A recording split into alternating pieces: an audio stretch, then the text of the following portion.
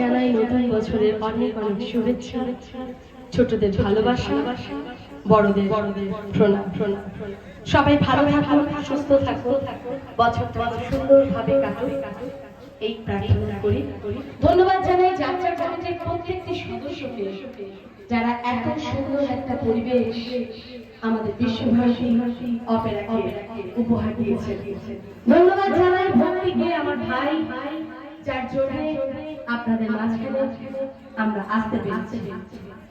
এতক্ষণ পারফরমেন্স করার পরে সত্যি একটু চাপ হয়ে যায় গান গাওয়াটা, তারপর টানার সুর চলছে, গলা ভীষণভাবেই বসে।